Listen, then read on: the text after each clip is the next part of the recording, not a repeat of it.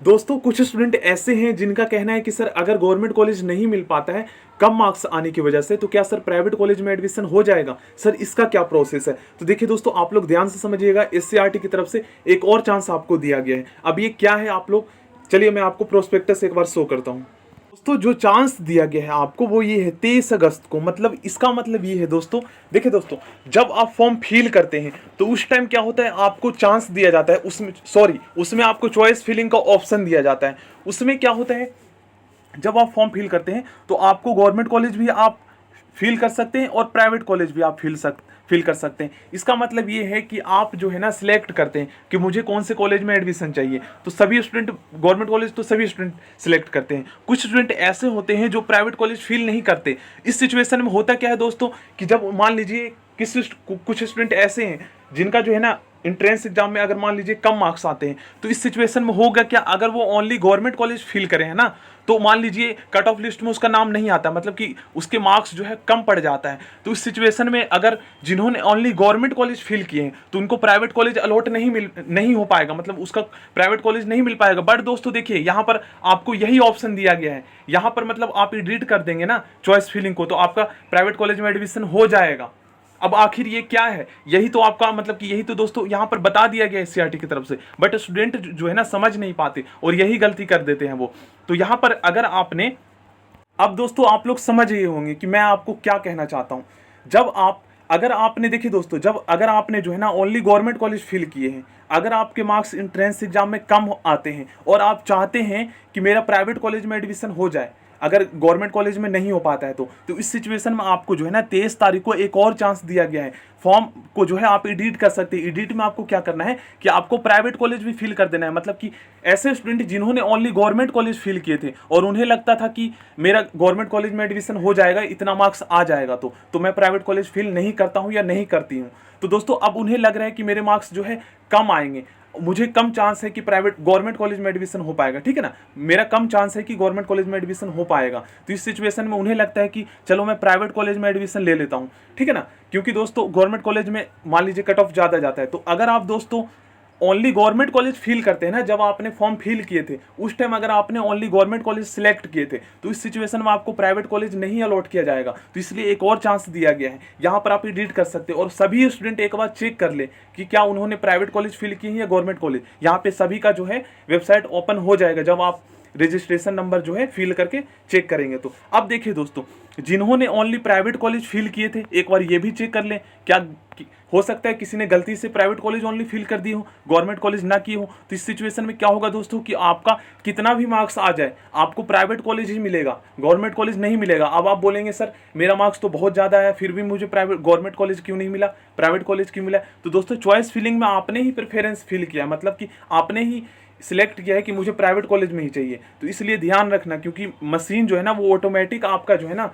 कोई college allot नहीं करेगा जब तक आप जो है आप सिलेक्ट नहीं करते कि मुझे इस कॉलेज में एडमिशन चाहिए। तो दोस्तों ये काफ़ी ज़्यादा इंपॉर्टेंट था, इसका आप लोग ध्यान रखें। और 75,000 रुपीज़ आपका जो है टोटल 2 ईयर की फीस है, इसमें लिखा हुआ है, इससे 1 रुपये भी ज़्यादा नहीं चार्ज करेंगे, ठीक है ना। अब देखिए यहाँ पर रिजल्ट कब आएगा, तो 22 अगस्त यहाँ पर लिखा हुआ है आपका जो है 22 अगस्त को रिजल्ट आ जाएगा। हो सकता है इससे पहले भी आ जाए, तो एससीईआरटी की ऑफिशियल वेबसाइट चेक करते रहें। तो आप समझ गए होंगे, अगर कुछ डाउट है तो कमेंट बॉक्स में पूछ सकते हैं, क्योंकि दोस्तों यही बताना बहुत ज़्यादा जरूरी था। फिर से मैं आपको बता देता हूँ, अगर कोई स्टूडेंट ऐसे होंगे जो समझ नहीं पाए होंगे। देखिए दोस्तों, जब आप जो है ना अगर फॉर्म फिल करते टाइम अगर आपने ओनली मान लीजिए अगर आपने ओनली गवर्नमेंट कॉलेज फिल किए थे, ठीक है ना, और आपको लगता है कि मेरा मार्क्स उतना नहीं आ पाएगा कि मेरा गवर्नमेंट कॉलेज में एडमिशन हो पाएगा, और आपको लगता है कि मैं अपना ईयर वेस्ट नहीं करता हूँ, 75,000 रुपीज़ लगाकर जो है मैं डीएलएड कर लेता हूँ प्राइवेट कॉलेज से। बट दोस्तों आप कर तो लेंगे, बट यहाँ पर ओनली अगर आपने गवर्नमेंट कॉलेज फिल किए हैं तो आपको कॉलेज अलॉट नहीं होगा प्राइवेट कॉलेज, फिर से आपको यहाँ पर एडिट करना पड़ेगा। ये एक चांस दिया गया है, यही बेनिफिट है। यहाँ पर आप एडिट कर देंगे और प्राइवेट कॉलेज को फिर से आप सिलेक्ट कर लेंगे, मतलब चॉइस फिलिंग में आप उसको सिलेक्ट कर लेंगे तो फिर आपका जो है अलॉट हो जाएगा। इसीलिए देखिए यहाँ पर रैंक लिस्ट जारी करने से मतलब कि अलॉटमेंट लिस्ट जारी करने से पहले जो है ना आपको यहाँ पर देखिए पहले आपको एडिट का ऑप्शन दिया गया है। जब आप एडिट कर लेंगे ना उसके बाद आपका क्या होगा, देखिए declaration of first merit list for admission, मतलब कि यहाँ पर जो है आपका मेरिट लिस्ट जारी किया जाएगा। मतलब जब आप कॉलेज सिलेक्ट कर लेंगे, सभी एडिट कर लेंगे, उसके बाद आपको जो है ना अलॉटमेंट लिस्ट जारी किया जाएगा। अब अलॉटमेंट लिस्ट क्या होता है, ध्यान से समझिएगा। अलॉटमेंट लिस्ट ऐसा लिस्ट होता है जिसमें जो है ना आपको कॉलेज अलॉट किया जाएगा, मतलब मार्क्स के अकॉर्डिंग। आपका अगर ज़्यादा मार्क्स आया है cut off list, government college के कट ऑफ लिस्ट में अगर आपका नाम आ जाता है तो आपको गवर्नमेंट कॉलेज अलॉट किया जाएगा। अगर आपका मार्क्स कम आता है तो जो आपने प्राइवेट कॉलेज फील किए थे कि मुझे इस कॉलेज में चाहिए, तो उसी में से किसी एक कॉलेज में आपका नाम आ जाएगा। तो यही है आपका। और फिर उसमें आपको क्या करना होगा, 2 सेट्स उसमें आपको जो है डॉक्यूमेंट्स लेकर जाना पड़ेगा। अब कौन कौन से डॉक्यूमेंट्स लेकर जाना पड़ेगा, ये डॉक्यूमेंट्स दोस्तों मैं आपको बता दूंगा, प्रोस्पेक्टस में भी लिखा हुआ है, तो प्रोस्पेक्टस को भी आप लोग रीड कर लीजिएगा। मैं डॉक्यूमेंट्स बता दूंगा, बिल्कुल भी आप लोग टेंशन मत लीजिएगा। वो डॉक्यूमेंट्स जो है ना मैं कमेंट बॉक्स में वहां पर पिन कर दूंगा, तो आप लोग देख लीजिएगा। अब उसमें क्या होता है, कई बार दोस्तों क्या करते हैं ना स्टूडेंट, उनको जो टाइम दिया हुआ होता है ना, उस टाइम में वो जाते नहीं है कॉलेज। उन्हें लगता है कि मेरा लिस्ट आ गया, मैं अब जो है कभी चल जाऊंगा मतलब कॉलेज। तो दोस्तों यहाँ पर जो है ना बहुत सारे स्टूडेंट का जो है कैंसिल एडमिशन कैंसिल हो जाते हैं। देखिए ये जो टाइम आपको दिया गया है ना, इस टाइम में जो है आपको जो डॉक्यूमेंट्स बताया गया उस सभी डॉक्यूमेंट्स को लेकर उस कॉलेज में जो है ना वेरिफिकेशन के लिए जाना होता है, वेरीफाई करना होता है आपको अपने डॉक्यूमेंट्स कि क्या आप जो है मतलब कि फाइनली आपके पास जो डॉक्यूमेंट्स है वो ओरिजिनल है या नहीं है। अगर आप वेरीफाई कर लेते हैं देन उसके बाद आपका फाइनल हो जाएगा। और यहाँ पर कम से कम 1800 रुपये जो है फीस पे करना होता है जब आप सीट अपनी मतलब कि फिक्स कर लेते हैं कि मुझे इसी कॉलेज में एडमिशन चाहिए। और होता क्या है दोस्तों, कई बार कुछ स्टूडेंट को ऐसा होता है कि उन्हें पसंद नहीं आता कॉलेज, अब उन्हें लगता है कि मैं किसी और कॉलेज में एडमिशन करवाना चाहता हूँ। तो इस सिचुएशन में क्या होता है दोस्तों, आपको जो है ना एक और चांस दिया जाता है। मतलब कि आप जो है, एक होता है सीट फ्रीज और एक होता है सीट फ्लोट। फ्लोट का मतलब तैरना, तैरना का मतलब कि आप, फ्रीज मतलब होता है ना फिक्स करना, मतलब आप एडमिशन जो है आप पक्का कर चुके हैं, इसी कॉलेज में चाहिए। फ्लोट का मतलब होता है कि आप जो है ना एक और चांस लेना चाहते हैं कि मैं नेक्स्ट राउंड में जो है जो कॉलेज आपको पसंद है उस कॉलेज में अगर आप एडमिशन लेना चाहते हैं तो फिर आपको जो है फ्लॉट कर सकते हैं अपनी सीट। उसका भी ऑप्शन आएगा, उसको भी मैं आपको बता दूंगा।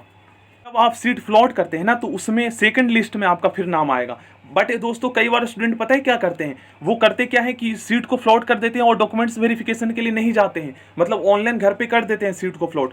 फिर दोस्तों उसका जो है ना नाम नहीं आता सेकंड लिस्ट में, फिर बोलते हैं सर मेरा नाम नहीं आया। तो दोस्तों होता क्या है, इस आपका जो है ना फर्स्ट लिस्ट में चाहे पसंद की कॉलेज मिले या ना मिले, उस कॉलेज में आपको जाना होता है डॉक्यूमेंट्स वेरिफिकेशन के लिए।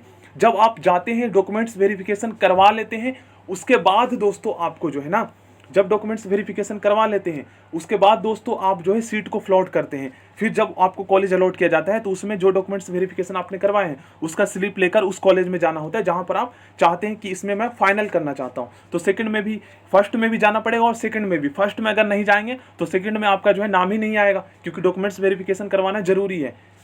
अब देखिए उसके बाद दोस्तों declaration and reporting of third list भी जारी किया जाता है। देखिए कुछ स्टूडेंट ऐसे होते हैं जिनका फर्स्ट लिस्ट में प्राइवेट कॉलेज अलॉट होता है, कुछ स्टूडेंट ऐसे होते हैं जिनको फर्स्ट लिस्ट में अगर प्राइवेट कॉलेज अलॉट होता है ना, सेकंड लिस्ट में उसको गवर्नमेंट कॉलेज मिल जाता है। ऐसा क्यों, क्योंकि दोस्तों कई बार होता क्या है, कुछ स्टूडेंट ऐसे होते हैं जिनके पास डॉक्यूमेंट्स ना होने की वजह से जो है ना उनका एडमिशन रिजेक्ट कर दिया जाता है। तो इसलिए डॉक्यूमेंट्स आप लोग जो है अभी से अरेंज कर लें। कौन कौन से डॉक्यूमेंट्स है वो सभी मैं आपको बता दूंगा, प्रोस्पेक्टस में लिखा हुआ है, ठीक है ना। उसका लिंक आपको मिल जाएगा डिस्क्रिप्शन बॉक्स में या फिर कमेंट बॉक्स में, तो वो सब देख लें और अभी से अरेंज कर लें, ठीक है ना। और यही होता है दोस्तों कि कुछ स्टूडेंट का एडमिशन रिजेक्ट होने की वजह से उसका सीट जो है ना प्राइवेट में जिसका नाम आया था सेकंड में उनका मिल जाता है, मतलब कि कुछ मार्क्स की वजह से, कम होने की वजह से।